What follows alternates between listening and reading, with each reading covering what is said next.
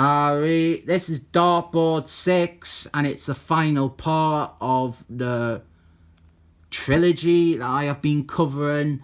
The first part was in Avengers 304, and in that we were introduced to a young boy who was a mutie. He was called Porthole, and he could open up portholes to different dimensions.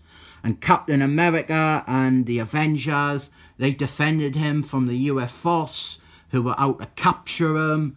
Then the second part, it was in the issue of Darkboard that comes before this one, Darkboard 5.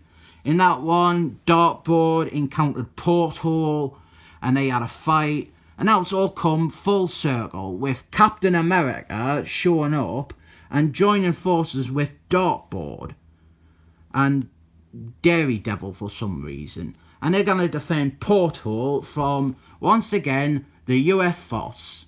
It's a really nice, subtle little story that's been built up and told across various comics. And it all comes from what could have just been an immediately forgotten about Avengers fill-in issue.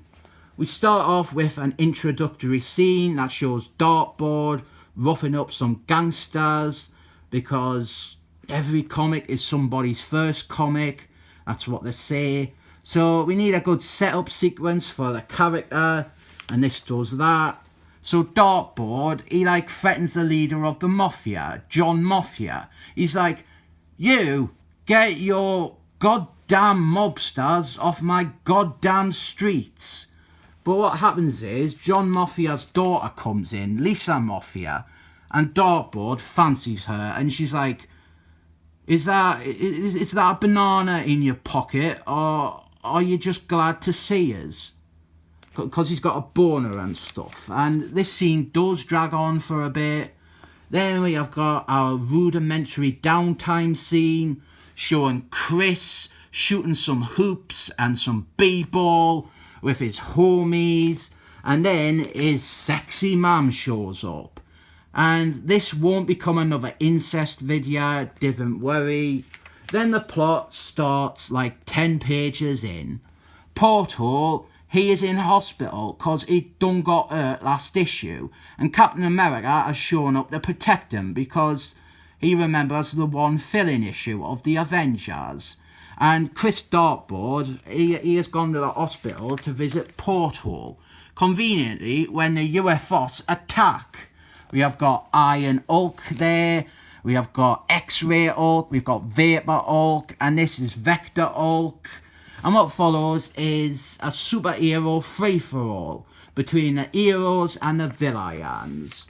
Also, Daredevil is just walking down the street and he decides to join in on the story. I've no idea why, of all the characters, it's Daredevil. If you wanted to parallel that original story, there should be 4. Or even more appropriately, Bounty Cat. What can I say about this fight though? The answer is very little. It is straightforward, it's competent, it's nice showing Darkboard held up alongside Captain America and Daredevil.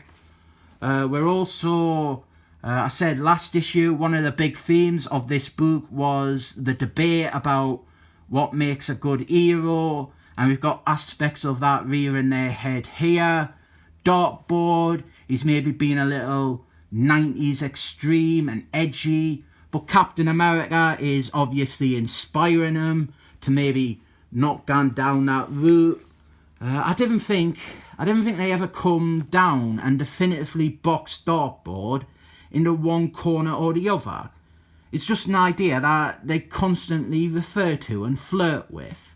They have the character unsure if he wants to put criminals down for good or bring them to justice. But I didn't think the book had the stones to commit to one direction.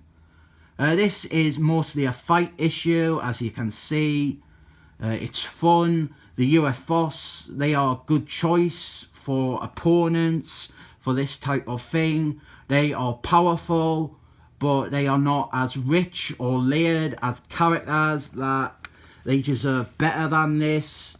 Dartboard, he helps Porthole escape, and then Porthole predictably opens up a porthole and runs away to another dimension.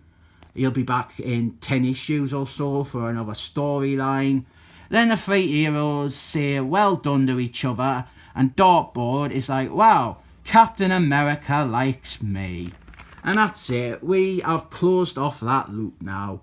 I've covered the whole Porthole trilogy. I've got the next one too, the next story, the crossover with Spider-Man and the Evil Brotherhood of Evil Muties of Evil. Might do that one next. Hold on, I've just realised something. I think I've reviewed like a third of all the Dartboard comics I own. This one is definitely an enjoyable read. A nice cover too with Captain America, so obviously I'm giving it 7 thumbs up.